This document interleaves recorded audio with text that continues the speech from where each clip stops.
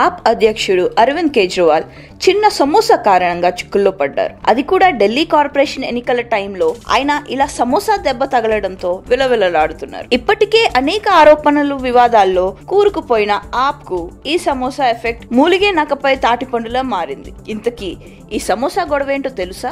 ఢిల్లీ ముఖ్యమంత్రి చాయ్ సమోసాలకు ప్రజల సొమ్ము అక్షరాల ₹1,00,00,000 ఖర్చు పెట్టారంటూ బీజేపీ అధికార ప్రతినిధి తాజిందర్ పాల్ సింగ్ ఆరోపణలకు దిగారు. ఆరోపణలంటే ఆషామాషిగా కాదు. ఢిల్లీ నగరం మొత్తం ఈ మేరకు ఆయన పోస్టర్లు వేసి ప్రచారం చేస్తున్నారు. కేజ్రీవాల్ ఆధ్వర్యంలోని ఢిల్లీ ప్రభుత్వం తన అతిథుల కోసం 18 నెలల కాలంలో కేవలం చాయ్ సమోసాల సప్లై కోసం అక్షరాల ₹1,00,00,000 ఖర్చు చేసిందన్నది బీజేపీ ఆరోపణ. ప్రతిపక్ష నేత విజేందర్ గుప్తా దీనిపై తీవ్ర స్థాయిలో విరుచుకుపడ్డారు. ప్రజలు దానిని ప్రభుత్వం దుర్వినియోగం చేస్తుందంటూ ధ్వజమెత్తారు. నైతిక బాధ్యత వహిస్తూ రాజీనామా చేయాలని డిమాండ్ చేశారు. అలాగే గత ఏడాది డిటిటిడిసి ఆధ్వర్యంలో ఏర్పాటు చేసిన 2 విందు కార్యక్రమాలకు సుమారు ₹11 లక్షలు ఖర్చు చేసినట్లు ఆయన విమర్శించారు. ఈ నేపథ్యంలో బీజేపీ ఆప్ పార్టీల ఆరోపణలు ప్రత్యారోపణలు హోరెత్తుతున్నాయి. మరోవైపు